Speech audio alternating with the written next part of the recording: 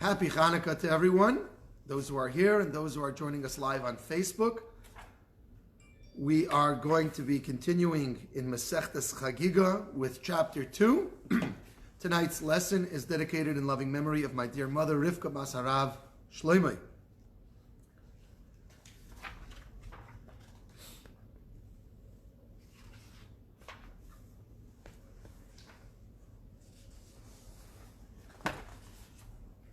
Chapter 1 finished with a discussion about laws that are not specifically stated in the Torah, but are learned out from different methods of learning things out from the Torah. It's not written explicitly, and certain things that are only passed down in tradition. This Mishnah continues with that idea for this one Mishnah and then changes topic. In Deishin Barayis, we do not make a drasha, a drash, a study of the laws of prohibited relationships, b'shleisha, with studying this with 3 people. Why?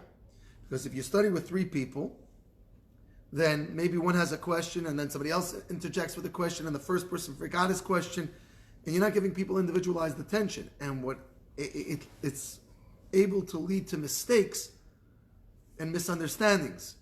You're explaining one thing to one person, the other person misunderstands it, and so on and so forth. So therefore, you only study these topics, which are very sensitive and very important, with a maximum of 2 people. And there are certain things, by the way, that are not written directly in the Torah, like the prohibition of marrying the daughter of someone whom you had a relationship with, but you weren't married to. So that's not written straight into the Torah, but nevertheless, one would be prohibited from having a relationship with that daughter. A wife's grandmother, for example, you're prohibited, but it's not written directly in the Torah. These are extrapolated, if you will. In any case, the point of the Mishnah here is that because of the sensitive nature of the discussion and because of the possibility of a misunderstanding, you only study this with 2 people maximum. Ma'aseh Bereshis means the account of the creation. In the first psukim of the Torah, there's hidden within them the 42 letter name of Hashem. In other words, this is deep Kabbalah. And so when we study deep Kabbalah, we don't study it with more than one person. Because again, one person may hear something that you're talking to one of the students, and then the other one may misconstrue it. So it's important that you only learn this one-on-one so that we make sure that there's no misunderstandings. The Levi Merkava and the Meiser Merkava, the esoteric and supremely mystical account of the chariot, as it's known, V'yachid, there's a in Yecheskel Hanavi describes God's chariot. So we don't even discuss this one-on-one because we're afraid that the person may not fully understand what you're talking about, and so therefore, you don't study this with just anybody. Only somebody who's wise and understands this through his own knowledge. So this is not something that's transmitted one person to the next. While we're on the topic of deep Kabbalistic ideas and insights, says the Mishnah, whoever focuses and speculates on 4 things, it's better that he wasn't born. Ma'alamaila, what is above the world and beyond. Ma'alamata, what is below the world and beyond. Ma'alefonim, what came before the world was created. Ma'ala'ocher, what's going to be when after the world. These are things that are not in the purview of our thinking. Our minds are limited. And when you try to go beyond the limits of what your mind and beyond the capacity of what you're supposed to, it can lead to apicursis. Death. What? Death. So it's better for such a person, better that he wasn't born. Or he can go insane, right? Okay. Similarly, there's another person who it's better if he wasn't born. Whoever has no regard for the honor of his maker, for the honor of Hashem. And this is referring to a person who sins in secret, and he says, God's not here with me. God doesn't know what's going on. So he sins in secret. He doesn't want people to know, but from God, he's not afraid. So such a person, it's better he wasn't born. Aren't all people that sin, doing it on purpose, and also have an idea that God is watching them? Person who. So what are they talking about? Here we're talking about a person who thinks, who's deliberately saying, "Oh, God can't see me. I'm in the secret. No one, there's no man around, there's no women around, there's no people around. So, what I do here is no concern." How does that go? How does that go with the concept of if a person? Remember, you told me this one time. If a person has shame or shows shame while doing an avera, that's enough. It's not that it's enough, but it's a certain darga, it's a certain level. A person who acts without shame, a person who acts brazenly is considered much worse than a person who doesn't act brazenly. But the point here is that the person is thinking that even God, since no people are around, God doesn't see him, it doesn't bother, and it's no big deal. Such a person, it's better he wasn't born. He's going to sin a lot in secret, and it's not going to be good for him.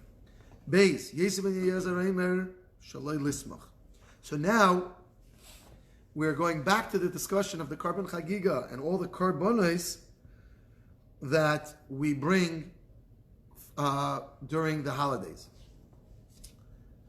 during the Shalosh Regalim.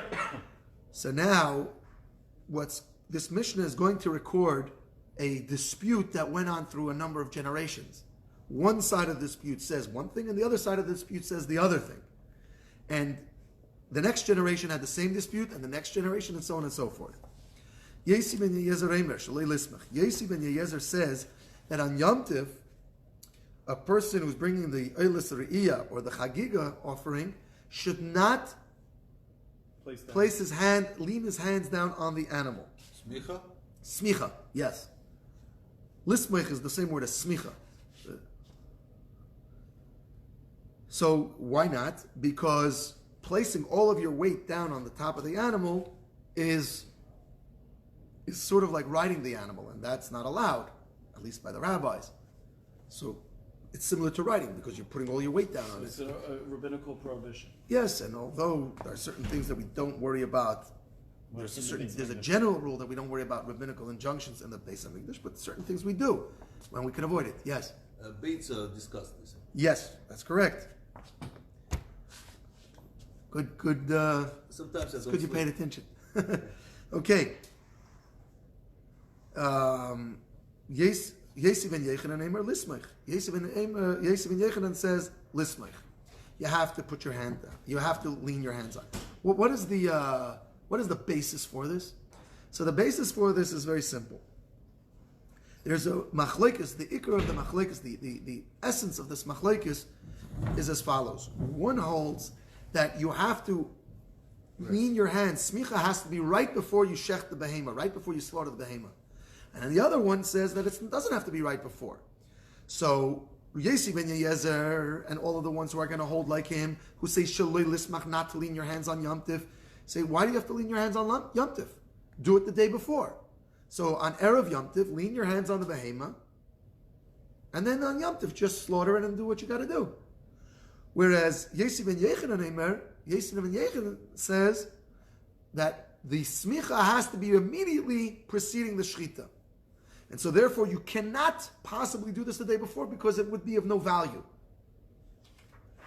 Now we're going to continue with the same machlekes a number of times, but throughout the ages.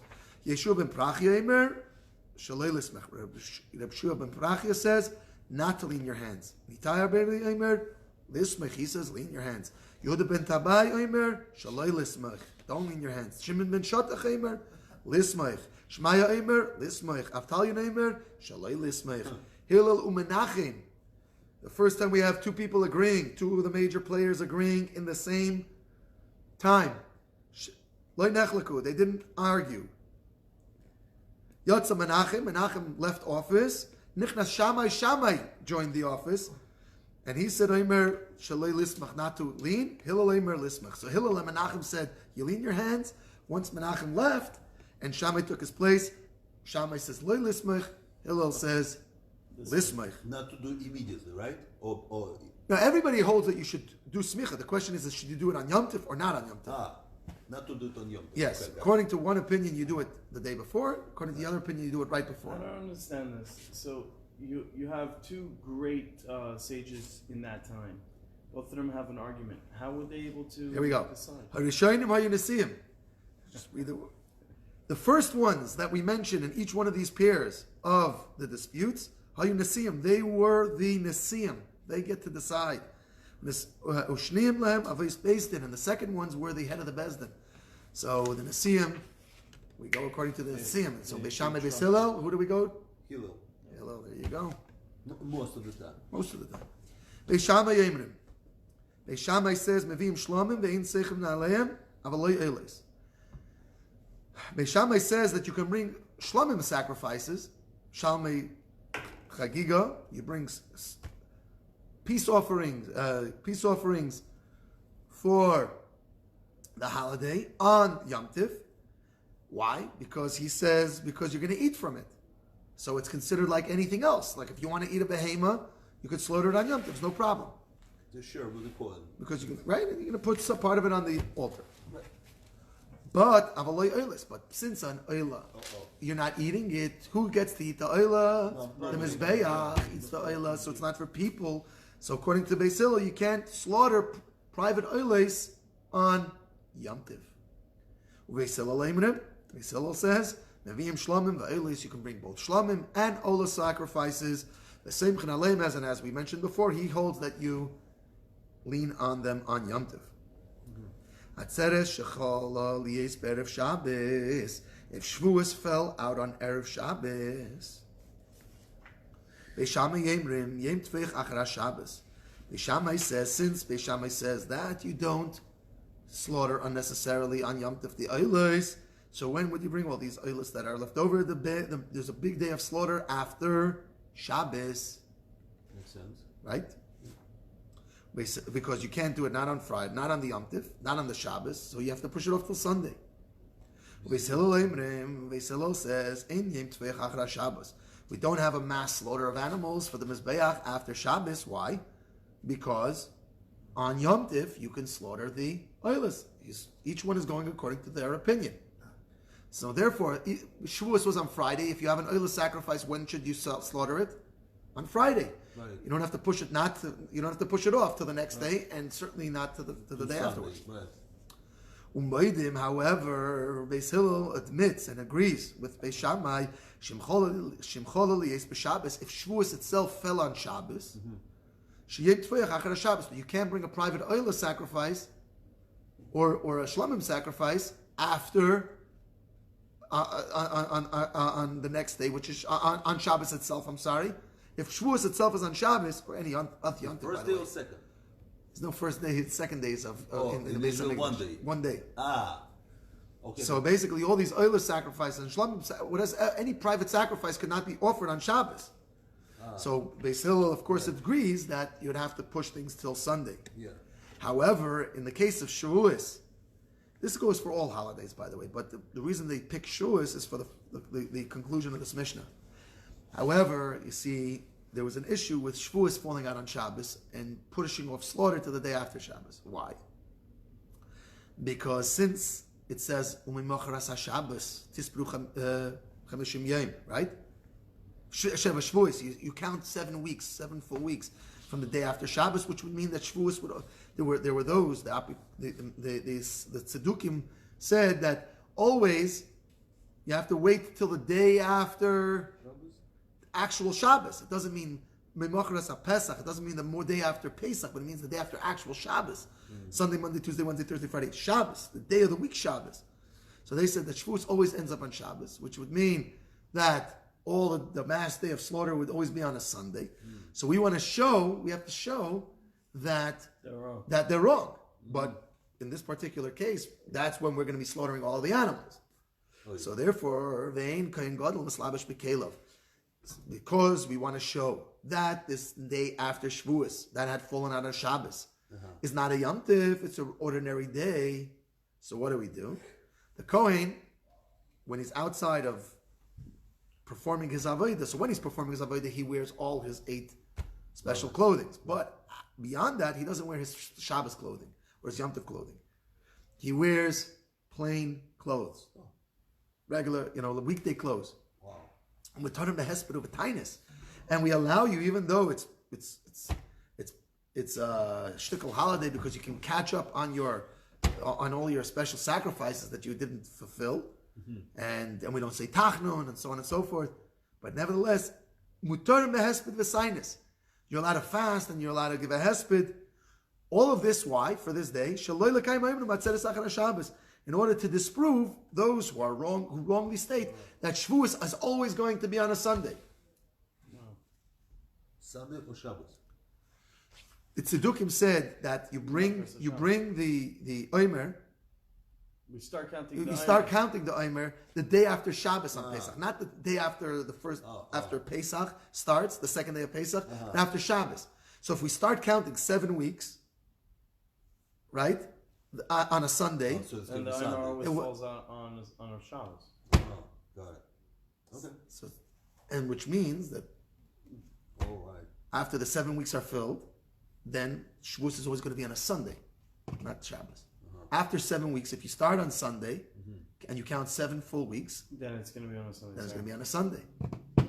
And we want to disprove that. So we want to show that we didn't push off today is not a special holiday, and that's why we're bringing all these sacrifices. We're bringing all the sacrifices because yesterday was Shabbos, not because today is Shavuos. Hey, you have to wash your hands for non-consecrated bread.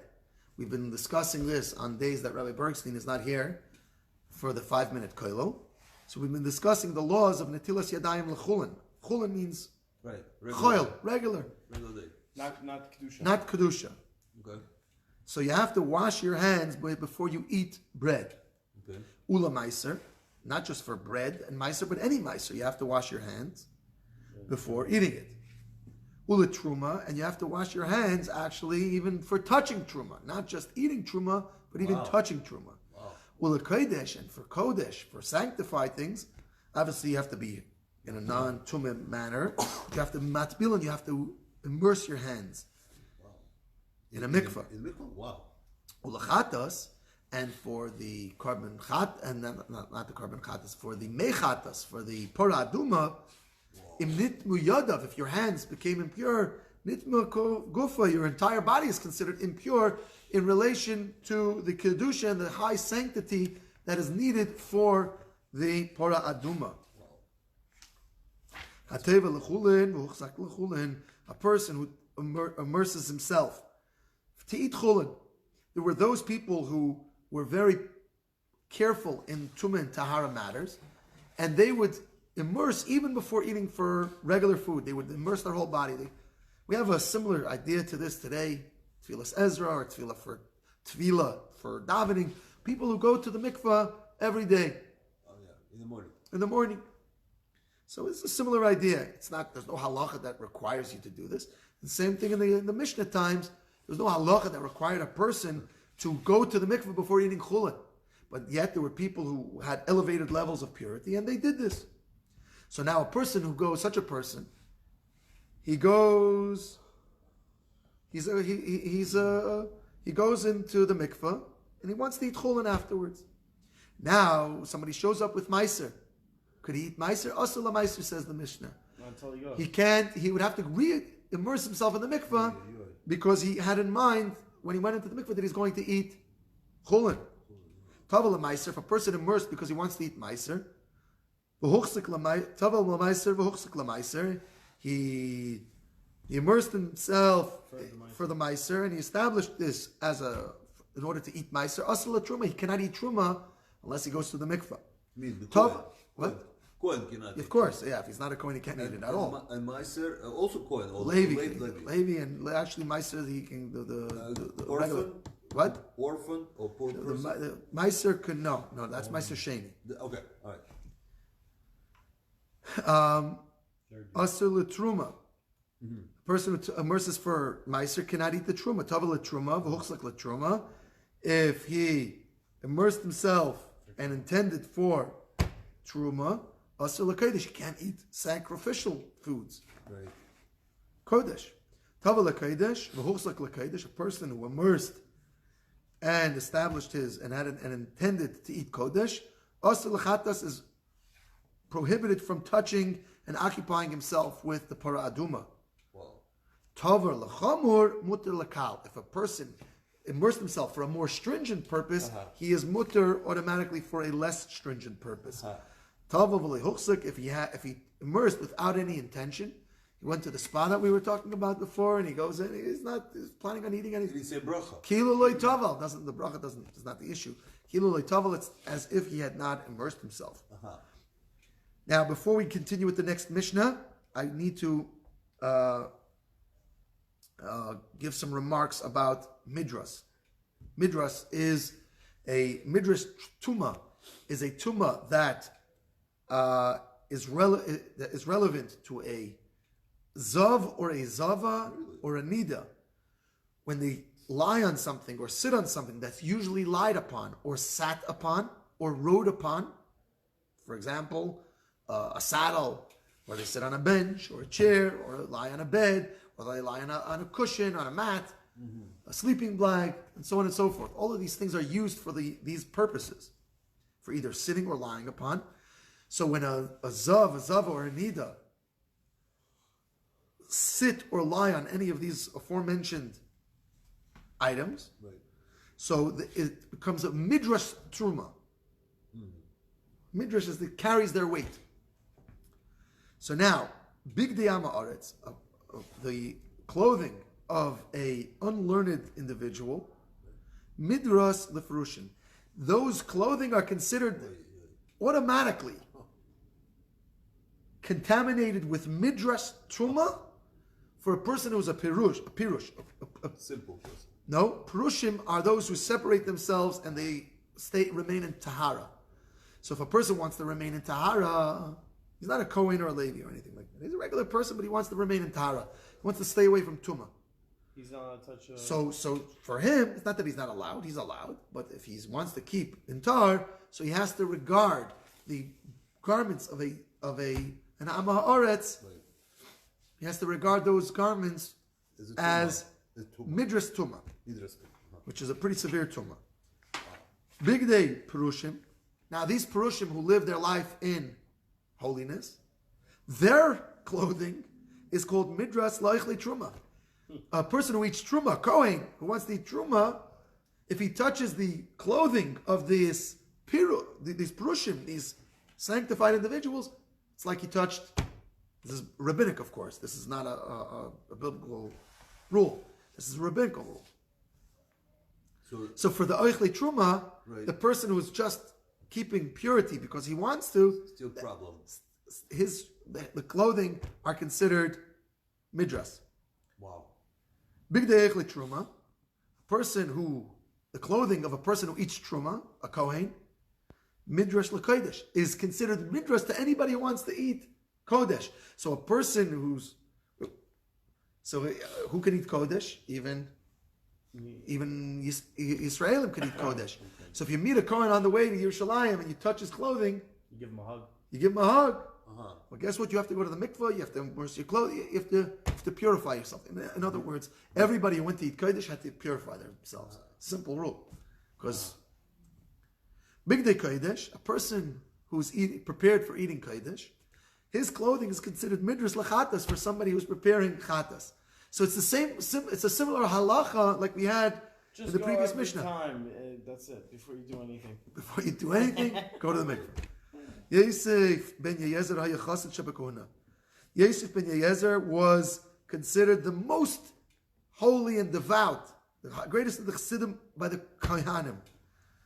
V'haisa mitpatchay midras lekodesh. So he was considered a oichli truma. He's a person who eats truma, but his napkin or his clothing were considered midras for the person who wants to eat kodesh. So if you bump into Yosef ben Eliezer and you give him a big hug, guess what? Now you have to go to the mikveh if you want to eat kodesh.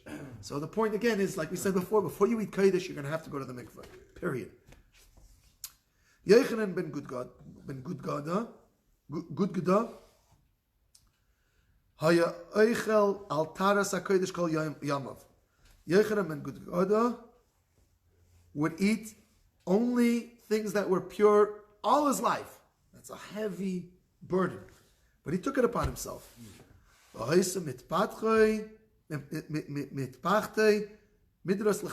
his napkin was considered midras for for mechatas. Okay, we have about 20 minutes, and we're going to attempt to finish the next and final chapter in Chagiga. There is a stringency of kodesh over truma. We already spoke about that, right? Yes. That kodesh is higher level sanctity than truma.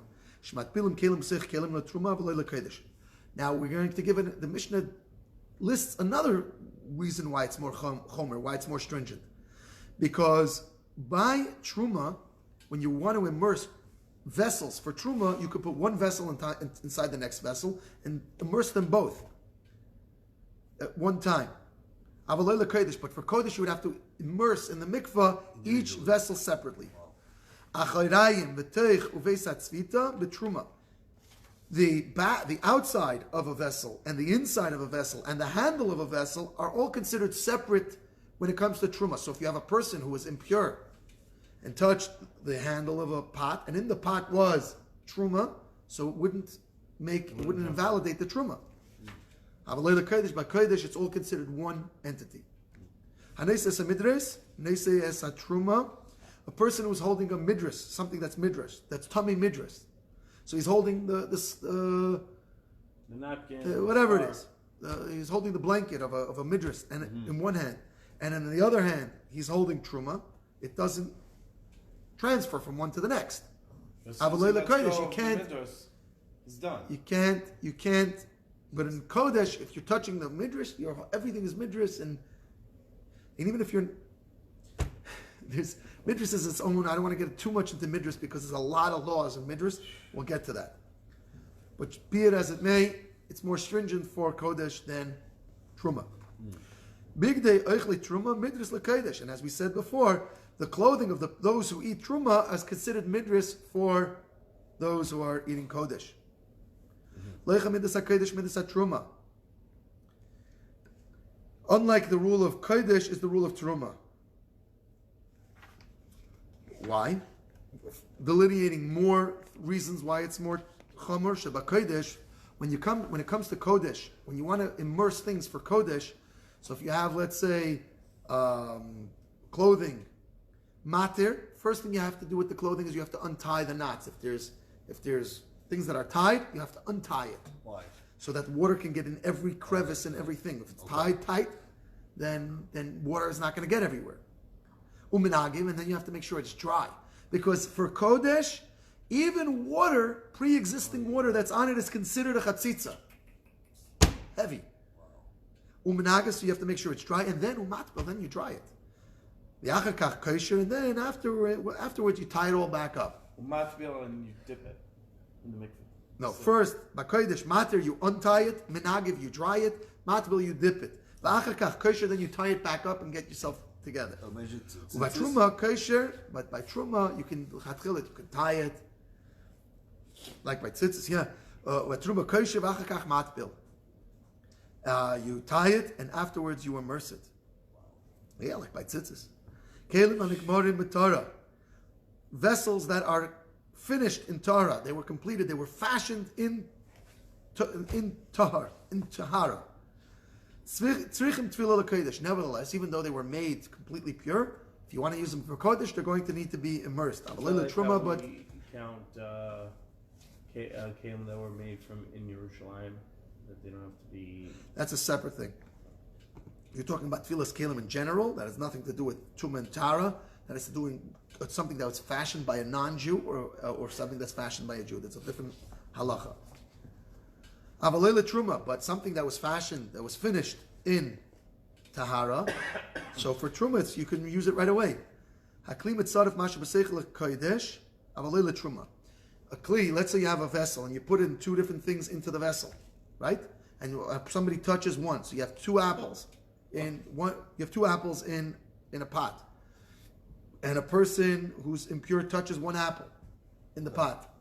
So now the other apple, by kodesh, becomes impure also. Oh my God. But for truma, if you touched one and they're separate apples, so then the one that you touched is impure, the one that you didn't touch is not impure. Haravi b'kodesh pasal. Impurities to the fourth degree. You touch this one, which touches that one, which touches that one. First degree, second degree, third degree, fourth degree is not tummy, but it's called pasal. It invalidates it from being used in kodesh. It's not tummy, but it's invalid.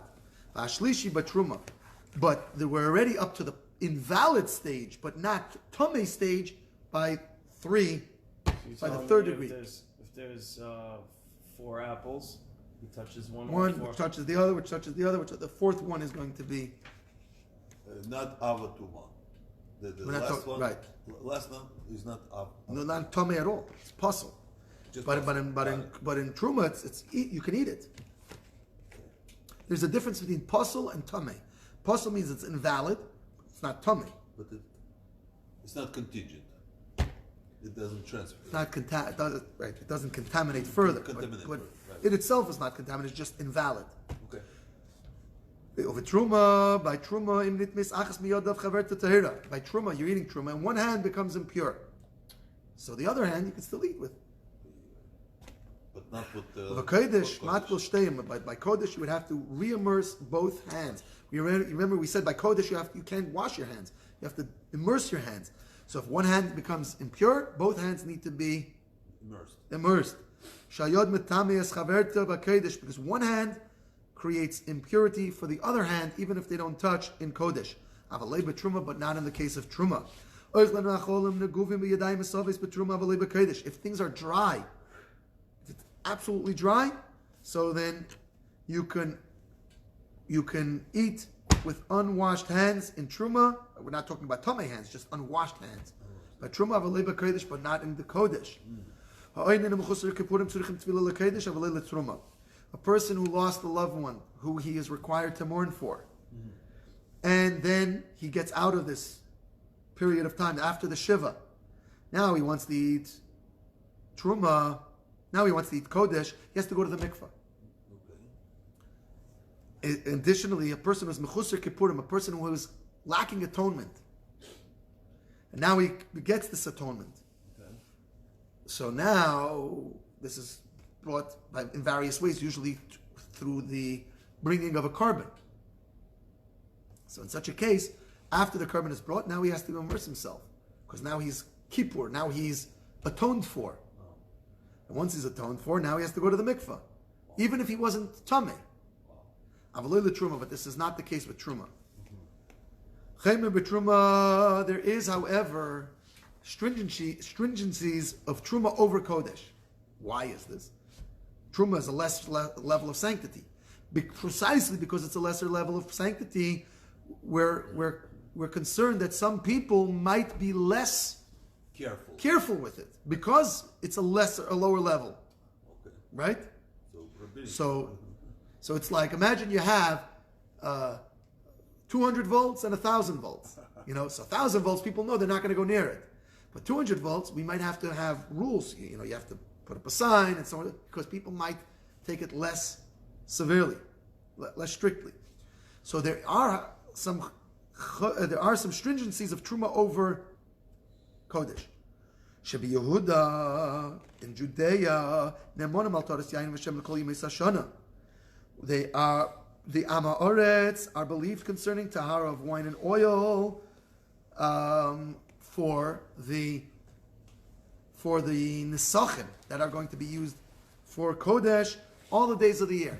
Any day of the year, they are believed to say, if Amaret says that this is not impure, he is believed. Why? Because it's a very strict thing and we don't suspect him of lying. But in relation to truma, Amaretz is only believed only during the olive pressing season and the wine pressing season, because in those days, in those times, they would make sure that everything was pure, so that they can sell it to more people. And so therefore, only certain times of the year where they believed in regards to Truma. It was more stringent so they could use it in the Beit HaMikdash. It wasn't for sale in the It was more, we were more lenient. We believe more people about things that are going to be used for the Beis HaMikdash than we believe people who are going to be using it for Truma. That's the point here. It's more stringent for Truma than for Kodesh.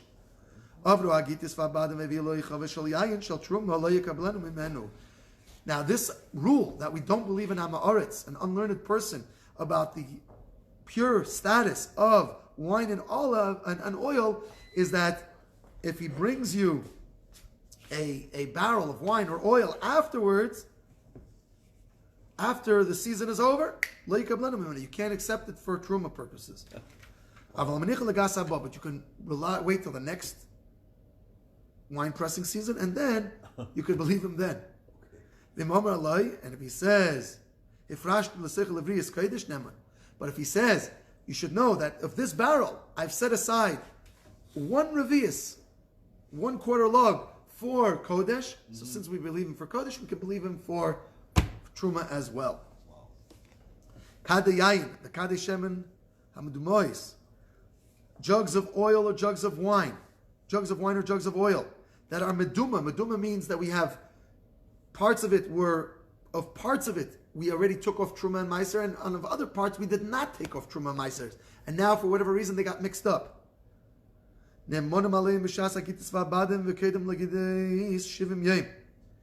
we believe a person on the status of this during the wine and olive pressing seasons and for 70 days before. Why 70 days before? Because that's the time that people would start being careful on all of their, that they would immerse all their vessels. Again, they want to be able to market this to everybody.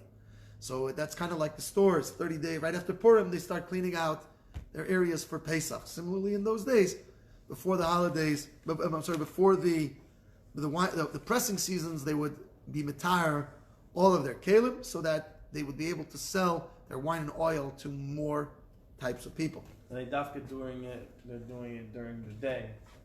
You're seeing it happen. Min hamoidis v'lifnim, from moidiin and inward nemonim al klei cheres. We believe that klei cheres are tahar. So you have a potter he's selling earthenware vessels. So from moidiin and closer to the Beis HaMikdash, we believe that they're tahar. Min hamoidis v'lachutz, but from after moidiin and outwards, ein nemonim. We don't believe. Which means from Moedin, it's a location. From this location and on and inward towards the Beis HaMikdash, we believe a person who's selling pots to say that they're tahar. From beyond there, why would we need to have them tahar? So we don't believe them. Because they would only need to be tahar for Truma purposes, and we don't believe them in regards to Truma. Only Kodesh. Keitzad, what does this mean? HaKadosh u'moicher HaKederis. You have a potter who's selling pots. Earthenware pots. Nichnas lifnim, and our idea is if he enters from beyond, from Maidian, who akader ve'hin akaderis ve'hin akeichen emun.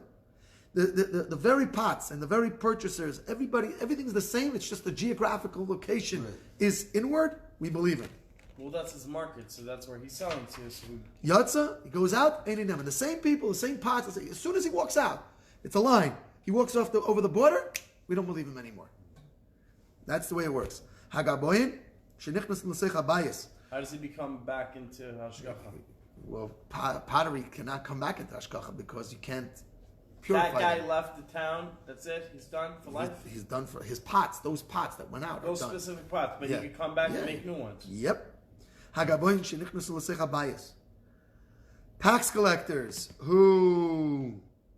Actually, if they don't know that the pots went out, I guess it would be acceptable once again. But if we know the pots were from out of there, oh no, I'm sorry, maybe the same pots because it's.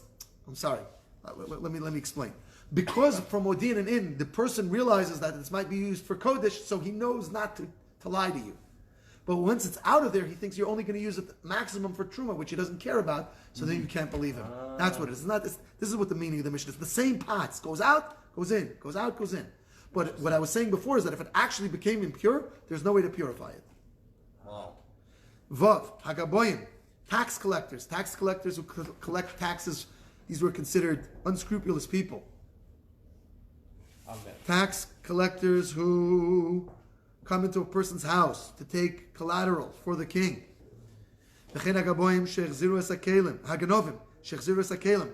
Ganefs, people who thieves who decide to repent and they return their kelim. They're believed to say we didn't touch other things in the house. So a tax collector comes in, he can say, I didn't touch all the pots over there. Or a thief who returns pots, he's believed to say, I didn't touch your other pots. Over in Yerushalayim, and in Yerushalayim, these people, Nemonim ala Kodesh, they're believed for Kodesh.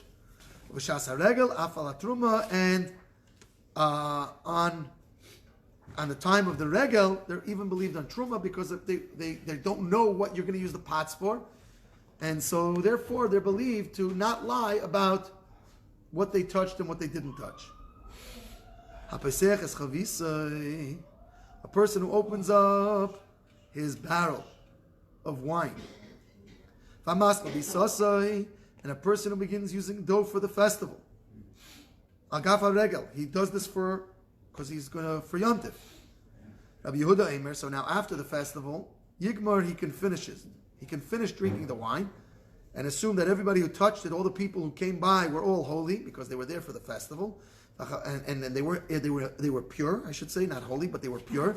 During the festival, we can assume that everybody who touched it was pure. Right after the regel, we can no longer trust that even the people who were there on Yom Tif were pure. So the regel, the holidays. After Yom Tif, they would clean up, they would move everything from the Azara, from the courtyard, in order to purify everything, clean everything up.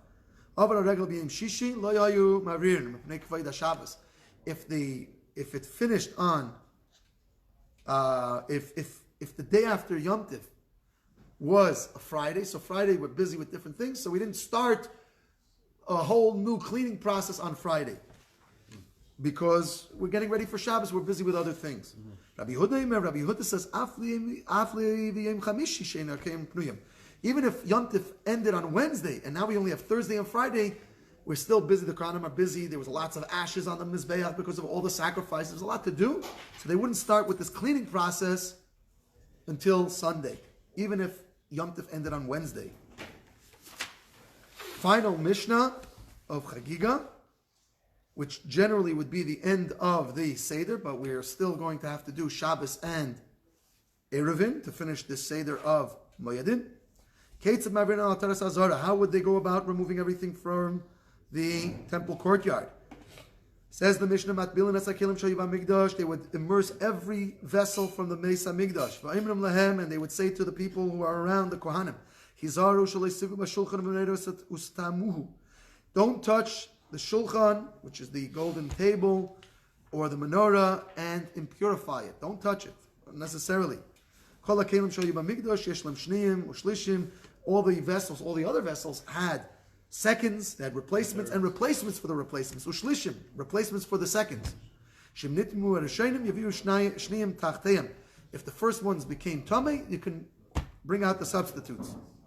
All the vessels required immersion in a mikvah, chutz mizbeach hazav, mizbeach hanachoshes, except for the golden altar and the copper altar.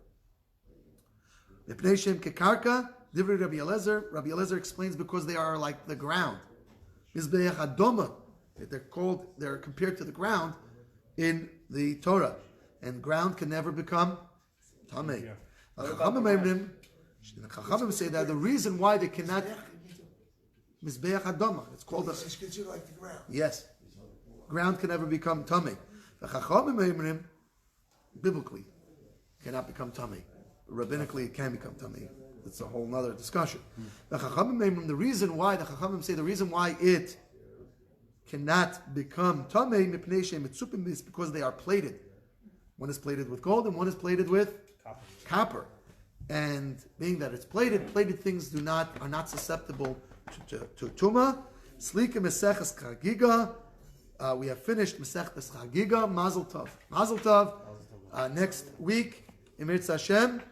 So you asked for what? Was Shabbos? We could still have Shabbos and Erevin. Erevin, please. Erevin, please. Okay, we're going to jump into Erevin on the request of Reb Ruvain here. Thank you. Please join us again next week at 8:30 as we embark on a new Mesechta, Mesechtes Erevin. Have a very good evening and a happy Hanukkah.